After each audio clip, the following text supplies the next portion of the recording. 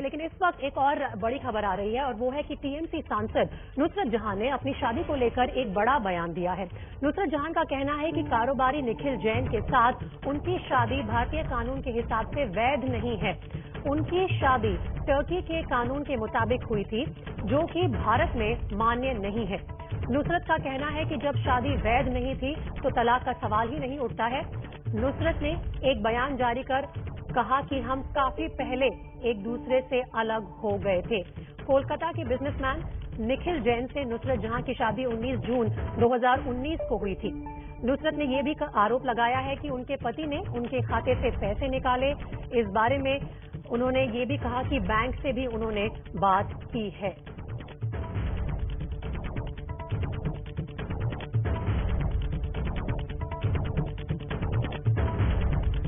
तो टीएमसी सांसद नुसरत जहां ने ये एक बड़ी घोषणा की है अपनी शादी को लेकर। उनका ये कहना है कि सबसे पहली बात यह है कि उनकी शादी टर्की के कानून के हिसाब से हुई थी, जो कि भारत में मान्य नहीं है। और जब शादी मान्य ही नहीं है तो फिर तलाक का कोई सवाल नहीं पैदा होता। वो अपने पति, अपने साथी निखिल से बहुत पहले ही अलग हो गई थी और ये उनका बयान है। लेकिन इसके बावजूद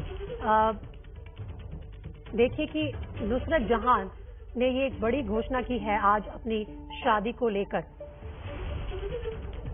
बिजनेसमैन है निखिल जैन और 19 जून 2019 को उनका विवाह हुआ था, लेकिन उनका कहना यह है कि शादी टर्की के कानून के हिसाब से हुई थी। तो चलिए एक बार जानते हैं कि नुसरत ने अपनी शादी को लेकर क्या बयान दिया है। सबसे पहली बात ये कहती है कि नुसरत ने कहा है कि टर्की में शादी होने की वजह से मेरी शादी भारत में मान्य नहीं है।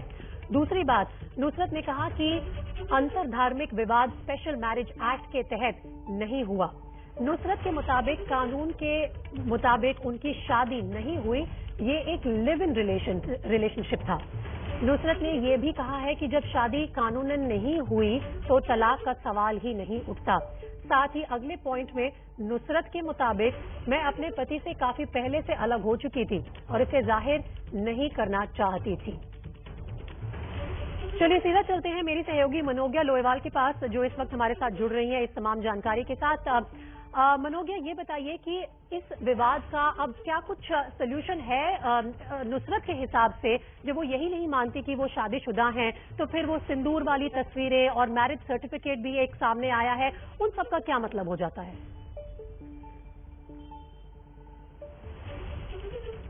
देखिए, नुसरत की तरफ से ये कहा गया है, साफ किया गया है कि ये शादी मान्य नहीं थी क्योंकि ये टर्की में हुई थी। अगर टर्की में हुई है तो वहाँ कानून के हिसाब से हुई है। ऐसे में कई ऐसे सेलिब्रिटीज हैं जो बाहर जाकर शादी करते हैं, तो क्या उनकी शादी को मान्यता उस देश के हिसाब से होती है? ऐसा नहीं है। लेकिन भारत में मान्यता है कि नहीं, उन्होंने खुद अपने ही सर्टिफिकेट में जो उन्होंने संसद में पेश किया है उसमें लिखा है कि वो शादीशुदा हैं। और ये भी कहा गया है कि अगर वो शादी हिंदू मान्यता के अनुसार हुई है, और क्योंकि धर्म अलग थे दोनों के जिनकी शादियां हुई हैं, सवाल ये उठ रहा है कि उनके अनुसार जो उन्होंने अपने स्टेटमेंट में कहा है, ये साफ किया है नुसरत ने कि शादी वाजिब नहीं है, यानी कि वैलिड नहीं है और सिर्फ एक रिलेशनशिप है, और सिर्फ रिलेशनशिप में वो पिछले कुछ महीनों से नहीं है। ऐसे में दिलचस्प होगा ये देखना कि आखिरकार अब निखिल क्या कहते हैं, क्योंकि निखिल जैन जिनके साथ उनकी शादी हुई थी बतौर तस्वीरें आई थी, और वो सारी तस्वीरें जो सबने देखी थी पूरी दुनिया ने, अब उस पर भी सवाल उठ रहे हैं। क्योंकि नुसरत ने ही कहा है कि ये शादी को मान्यता नहीं मिल सकती है।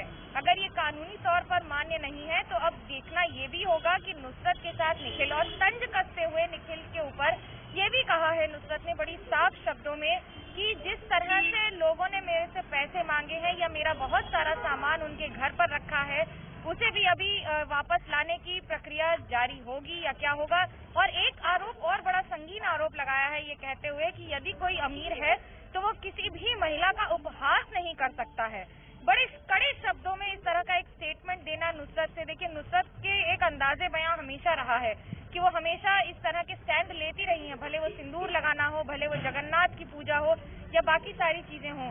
लेकिन अब इन सब के बाद आकर यही कह देना कि ये शादी को ही मान्यता प्राप्त नहीं है या मान्य नहीं है कानूनी तौर पर, ये बड़ी बात है। मनोज की वाकई में बड़ी बात है क्योंकि नुसरत टीएमसी की सांसद है, एक पब्लिक पर्सनालिटी है। उन्होंने खुद अपने मुंह से ये बार बार स्वीकारा है कि वो शादी कर चुकी है निखिल जैन से। उनकी शादी की तस्वीरें, उनका खुद का एफिडेविट और मांग में सिंदूर लगाकर बार बार जनता के सामने आना, ये सब चीजें सामने आती तो कहीं ना कहीं क्या उन पर भी ये आरोप लगेगा कि वो पहले मिसलीड कर रही थी, गलत तरीके से अपने आप को प्रेजेंट कर रही थी पब्लिक में, जनता में, और अब वो खुद कह रही है कि ये शादी तो कभी वैलिड थी ही नहीं। देखिए, कई सवाल उठेंगे। एक, नुसरत के साथ कंट्रोवर्सी कोई नई बात नहीं है, हमेशा से रही है और उन्होंने इसे संभालने की कला भी है, अदा भी है। लेकिन नुसरत के लिए ये चुनौती बड़ी होगी क्योंकि वो अब एक जनप्रतिनिधि हैं, वो सांसद हैं बसीरहाट से।